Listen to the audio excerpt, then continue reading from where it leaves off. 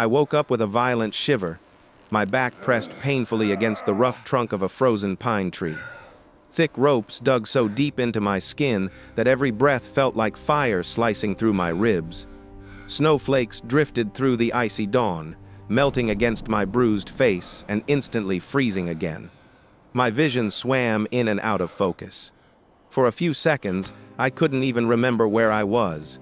Then it all came rushing back. The poachers. Their ambush. Their boots. The blows. The curses. They had beaten me until I couldn't stand, and then tied me here like an animal, punishment for exposing their illegal traps across the forest. But the worst part wasn't the ropes, or the cold, or the pain.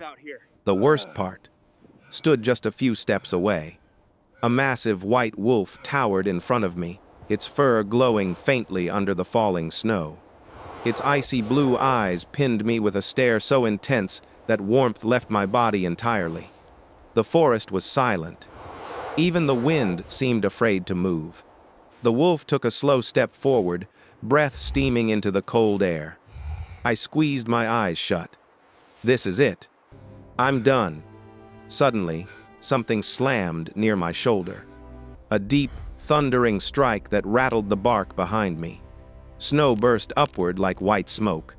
I gasped, snapping my eyes open. The wolf wasn't attacking me. It was attacking the ropes. It struck again. Another precise blow on the bindings around the tree. Then, again, and again.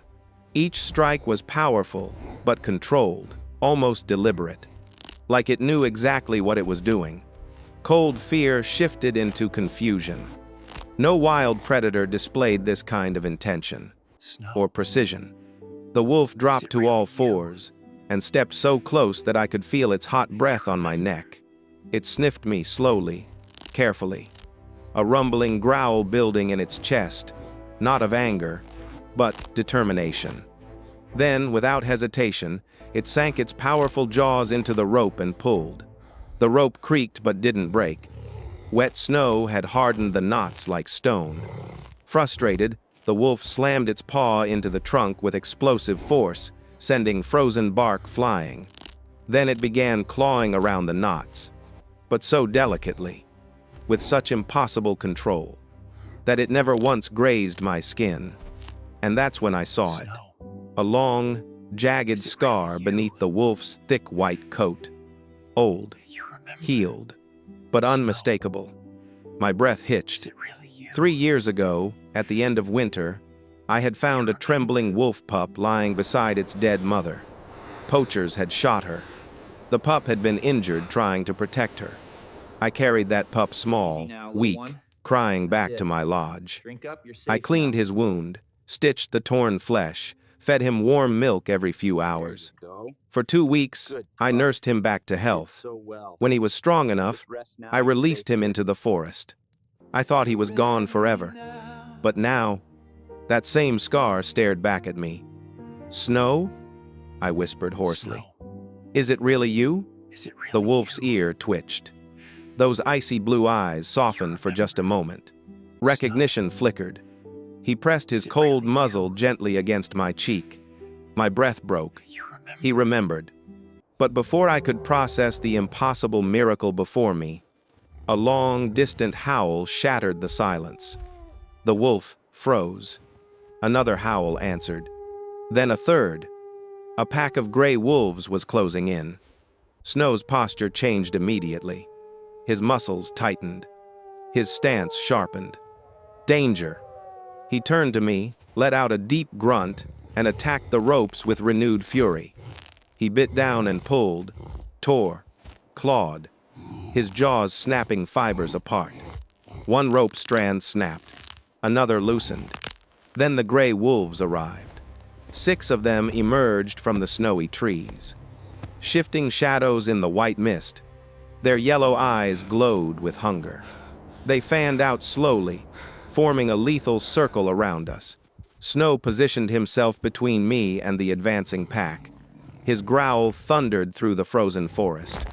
The alpha male, a huge gray wolf with a scarred muzzle, barked sharply. The pack closed in. Snow raised himself onto his hind legs and unleashed a roar that shook snow from the branches above. A warning. A promise. A declaration. I will protect him with my life. 3 wolves moved left. 2 right. 1 headed straight toward me. I pulled desperately against the rope. It loosened, but too slowly. 1 wolf lunged for my throat. Snow intercepted with lightning speed, slamming the attacker aside with such force that it tumbled through the snow. Another wolf leapt at him. Snow spun and slashed, claws flashing like silver blades. And then, the alpha seized his chance. He lunged from behind and sank his fangs deep into Snow's thigh. Snow roared in agony, a roar that shook the air. But he didn't fall. He twisted violently, flinging the alpha backward through the snow. The fight grew fiercer. Snow moved like a storm, dodging, slashing, biting. Every motion fueled by pure determination. 1 wolf misjudged its leap. Snow struck it with a devastating blow. The wolf yelped and limped away, defeated. The pack hesitated. Uncertainty rippled through them. Snow, bleeding heavily, still stood tall. Still defended me. Still refused to fall. He advanced toward the alpha, rising again to full height. His roar split the sky. The alpha lowered his head, stepped back, and finally turned. 1 by 1, the gray wolves retreated into the snowy forest, disappearing like shadows melting into mist. Snow wavered, but didn't collapse. Blood dripped steadily onto the white ground. His breaths came ragged and heavy, but he walked toward me. Slowly, deliberately, lovingly. He nudged my chest with his head, checking if I was alive. I tried to speak, but before a word came, a faint orange glow flickered through the forest. A lantern. Footsteps. A voice I knew well. "Mason! Mason, where are you?" It was Elias, the old woodsman who had raised me like a father. His beard was dusted with snow, his thick coat soaked from the storm. He burst into the clearing, froze at the sight of the white wolf, then looked at me, at the ropes, at the blood, at Snow standing guard over me. Slowly, Elias lowered his rifle. "You saved him," he whispered. "You protected my son." Snow didn't growl, didn't step back. He simply stayed beside me, weak but unwavering. Elias lifted me slowly, placing my arm around his shoulder. Then he turned to Snow and softly said, "Come on, boy. Let's take you home too." And miracle of miracles. Snow followed, silent as falling snow, loyal as memory, brave as the wild.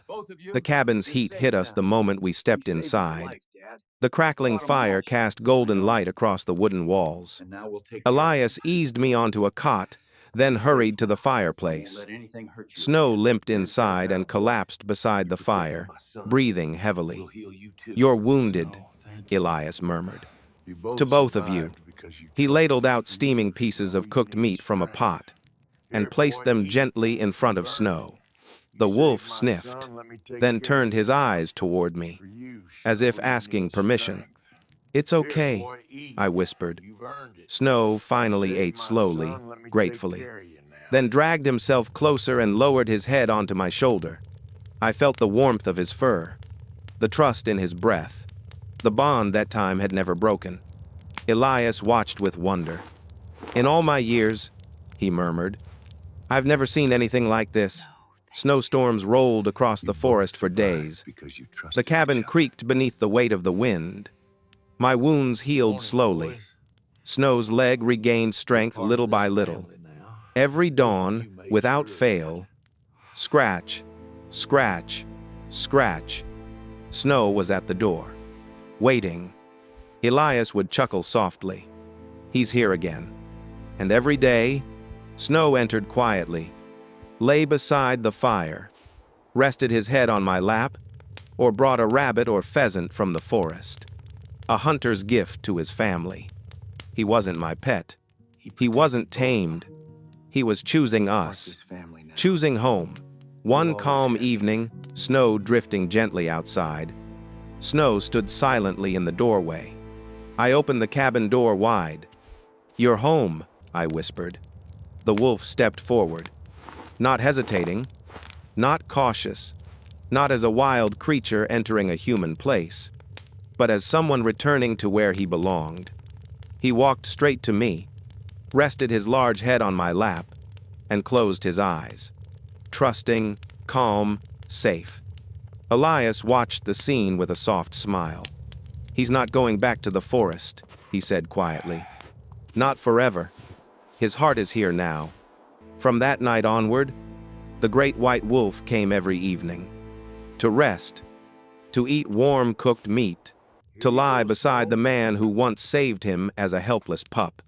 Kindness had come full circle, not just repaid, but reborn as a lifelong bond. A bond written into the snow, sealed in blood and loyalty, and destined to last forever. And he was right, choosing family,